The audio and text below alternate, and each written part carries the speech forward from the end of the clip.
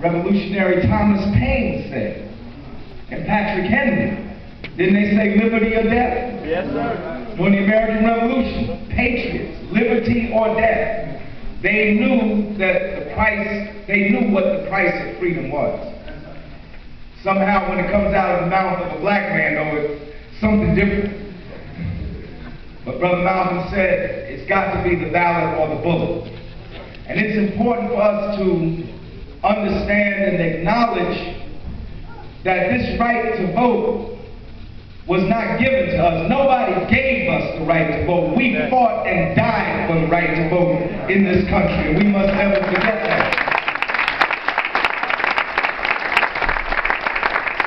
We weren't even acknowledged for 500 years. We weren't even acknowledged as human beings in this country.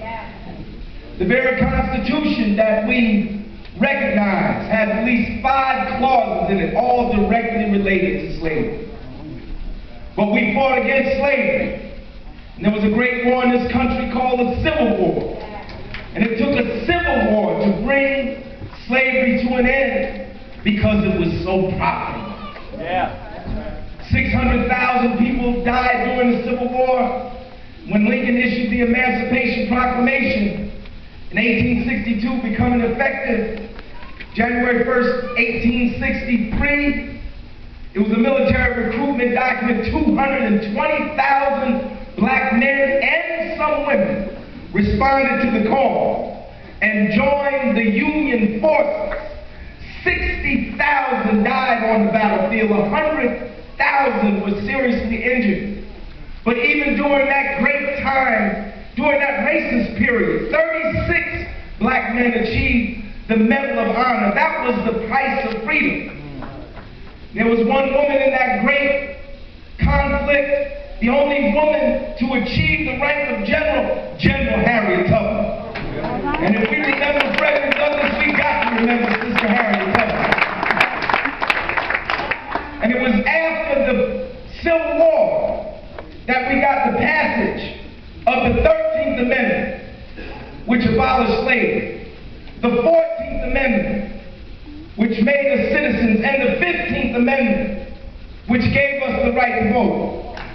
By the way, when Lincoln issued the Emancipation Proclamation, the state legislature of New Jersey nullified Lincoln's power to emancipate slaves in this state. That's right, there was slavery here in New Jersey. Y'all think it's just Alabama and Mississippi. It's right here in New Jersey, and it's still right here in New Jersey.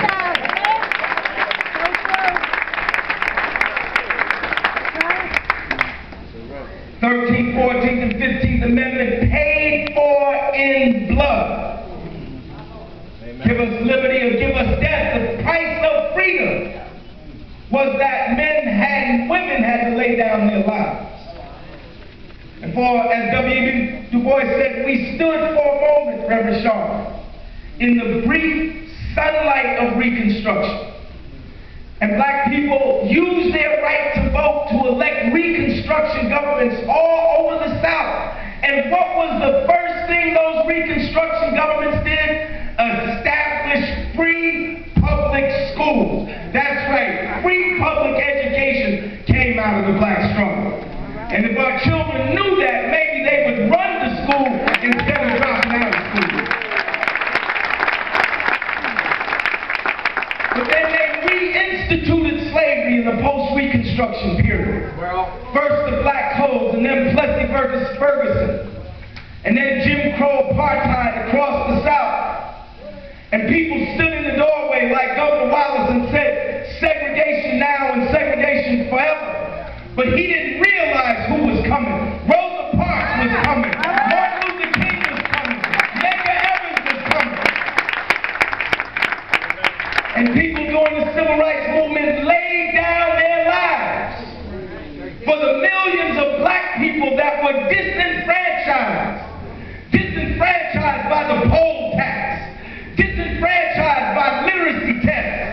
Imagine black folks who've been here for 500 years had to go and were asked to recite the Constitution, or to recite the Declaration of Independence, or grandfather clauses, which automatically excluded us. They said, well, if your grandfather can vote, you can vote. But our declare people were slaves. But we fought against that. People marched in the millions during the Civil Rights Movement. The very first day of Black History Month was when students sat in at that Woolworth's lunch counter in Greensboro, North Carolina, and fought against segregation. We must acknowledge the role that young people played. And we used our votes, and from 1966 to 1967, 1966, 462 Black elected officials in this country. By 1972, after the National Black Political Convention in Gary, Indiana, more than 10,000 Black elected officials across this country. And we've used our vote. And we never realized that in our lifetime, we knew that somewhere in the future, it might happen. But because we united and used our votes, we elected the first African-American president in the history of the United States.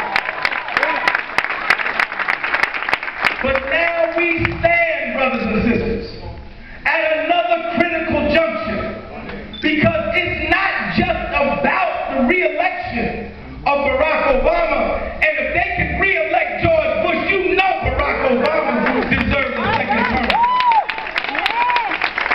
But it's not just about re-electing the president. It's about turning back the forces of reaction in this country. You hear them doing the Republican debates. They want to take us back past the Civil Rights Act of 64 and 65. They want to take us back past Brown versus Topeka, Kansas. They even want to take us back past the New Deal. They don't want rights for people to unionize and organize. They want to take us back past the amendment that gave women the right to vote. Some of these folks would take us back to slavery if they could. But we are not going back without a fight.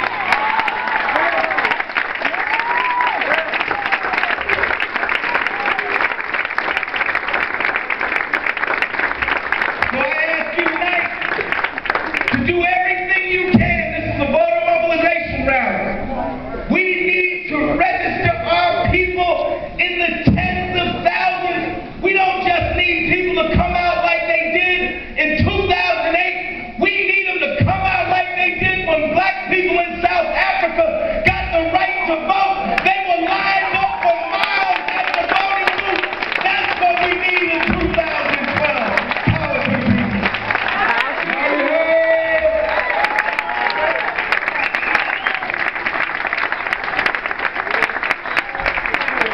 I'm going to have to